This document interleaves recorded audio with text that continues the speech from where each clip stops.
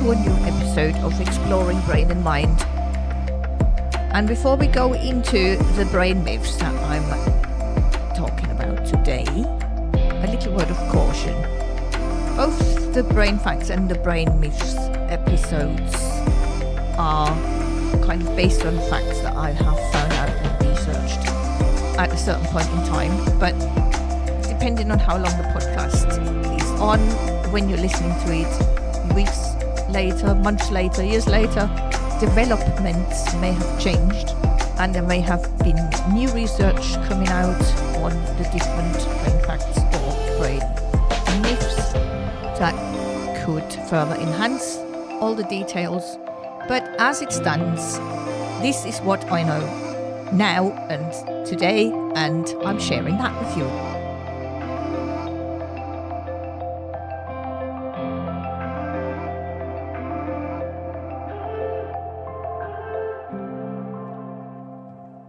So for today's episode, I gathered a number of brain myths.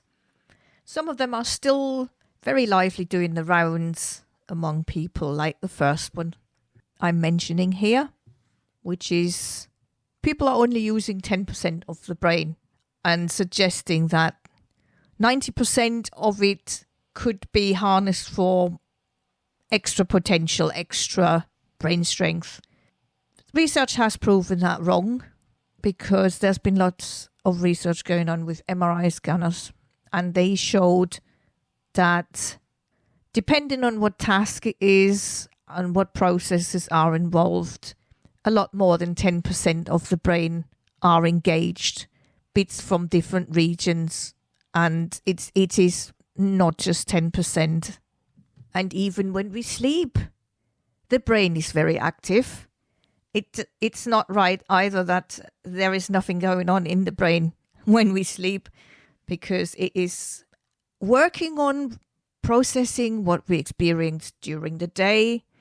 It is getting rid of toxins that we might have accumulated through our environment, and it needs to be charged so that it's ready to work again the next day when we wake up. By the way, the brain uses 20% of the body's energy when we rest, and when we sleep as well. It never stops. Next myth is that people are either left-brained or right-brained. Left brain, right brain, that refers to the different hemispheres of the brain, where the left hemisphere is more for logic and analysis, and the right brain hemisphere is more for creativity, social and emotional processes. But no person is ever only using one hemisphere of the brain at a time. They are always using both hemispheres, parts of both hemispheres, depending on what process or what task the brain is doing. There could be a dominance. There could be a left brain dominance if someone is extremely logical, analytical, and goes deep into questions when people talk about a topic, or if someone is more outgoing, creative, that could hint that that person might have a dominance of the right brain hemisphere. But there are always, as I said, there are always both hemispheres involved in processes of the brain, depending on what tasks or what is involved. Fact is that certain functions in the brain may have a hemispheric dominance, but the brain is really very interconnected, with both hemispheres working together almost at all times. Personality traits or thinking styles are not tied to one side or another of the brain. They are influenced by complex networks across the brain, and there could be a certain hemispheric specialization does exist, but no side dominates personality. This next myth I wasn't so sure about, because I have heard about lots of people who had brain damage after drinking a lot. So the myth was drinking alcohol is thought to kill brain cells directly, leading to permanent brain damage. What happens is that alcohol doesn't kill the brain cells directly, but it harms the dendrites, which are the connectors between neurons. So when longer term abuse occurs, that leads to structural brain damage, especially in areas linked to memory and coordination. But it's said that moderate consumption of alcohol wouldn't kill brain cells. Chronic alcohol abuse damages the dendrites and impairing communication, but it doesn't destroy the neurons outright. I've got another myth actually that I came across later, which said that drinking during pregnancy does not harm the child's development. It has been found that when women drink during pregnancy, and I make a point here that that could depend on genetic makeup of the person, environmental factors of the person, that could have a play in that as well. But if someone drinks a glass of wine during pregnancy, depending on their genetic makeup, may have a more severe effect on the child in the womb or not. But heavy drinking, and I would say even moderate drinking, I would not say is a great idea. There has been found that the consumption of alcohol during pregnancy harms the brain development of the child in the womb. The drinking of alcohol in pregnancy can lead to fetal alcohol syndrome in the child in the womb. Let's move on. Have you ever heard of the Mozart effect? The Mozart effect is the myth that classical music makes you smarter. While classical music can temporarily boost mood and improve short-term spatial reasoning, it doesn't increase intelligence. However, playing an instrument or consistent musical engagement, in which way that ever might be, can enhance cognitive skills over time. It also can contribute to motor skills, considering of how you use your fingers for like playing a guitar or playing a piano. And classical music may enhance mood and focus, but it does not influence intelligence or guarantee that you get smarter. Next myth is that people think that the brain works like a video recorder and that it can play exactly events and experiences from the past. Fact is, however, that memory is reconstructive and the brain fills in gaps and it can distort details over time. Sometimes that's the thing with witness experiences, and people were eyewitnesses to crimes or other events, maybe in civil court proceedings as well. They think they remember something exactly, but over time the memory fades and then the brain is filling in the details as it thinks is correct, but it's not 100% correct. It may depend on how much emotion is involved in memories. Emotionally charged events might be remembered more detailed than some that will not have had a big involvement of emotions. Memories are influenced by emotions, context, and even later experiences, which is why they aren't always accurate. So memories are reconstructed, not replayed, and emotions and biases can distort the recall. Here's a question. Are bigger brains smarter? Not really. That's another myth. Intelligence doesn't correlate directly with brain size. Instead, it's influenced by complexity of neural connections and efficiency of information processing. Some animals have larger brains than humans, like whales, for example, but are they more intelligent than humans? Human intelligence is unique due to the density and arrangement of our neural networks. And intelligence depends on the connectivity and efficiency, not on size. Remember Albert Einstein, a very intelligent genius. Do you think his brain was bigger? His brain was smaller than the average human brain, which is a good bit of proof that having a bigger brain does not mean that someone is more intelligent. Next myth is about brain damage, and many believe that brain damage can't be repaired, implying that there's fixed limitations to recovery.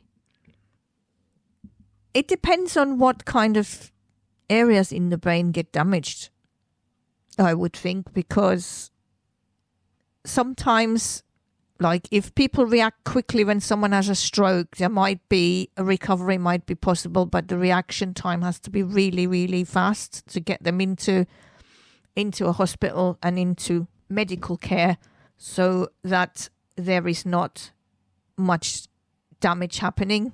The longer you leave it, the more damage might happen. So depending on what kind of brain injury it is, recovery is possible due to neuroplasticity, and there will be another episode on neuroplasticity itself coming up. Due to neuroplasticity, the brain can often rewire itself, allowing some recovery of function after injury. The extent may vary, but therapy and rehabilitation can sometimes help regain lost abilities or develop alternative pathways. But it really depends on what areas in the brain got damaged. You might have heard this next myth that says that you're born with all the brain cells you'll ever have, as it was long thought that no neurons could form after early childhood. The truth is, however, that neurogenesis, the growth of new neurons, occurs in certain areas in certain brain regions throughout life, like in the hippocampus, which is associated with memory. Lifestyle choices like exercise and stress reduction can even promote neurogenesis in adulthood. That's why exercise is so important, as well as other things like healthy nutrition, sleep, mindset, stress management, and general brain fitness training. So neurogenesis can continue until old age. What a lot of people don't do is when they retire from work and then they don't do much, maybe sit around much, the brain doesn't like that. The brain needs stimulation. It needs activity. It needs good food and a hobby, an interest. Watching Netflix the whole time is not enough. It might stimulate the brain in some ways, but it doesn't guarantee brain training. Watching Netflix alone won't do it when you're in retirement. You have to be active, you have to stay active. And the more active you are, the happier your brain will be. Keep your brain active, keep healthy. My recommendation is keep active, keep learning, no matter how old you are. Stimulate your brain and it will thank you for it. Next, I've got another question for you. Do you think intelligence is fixed and cannot be improved? Because people often believe the IQ is set at birth and can't be changed. I've got a few points about this one. The first bit is that although genetics may play a role in intelligence, cognitive abilities can be improved through learning, skill building, and mental challenges.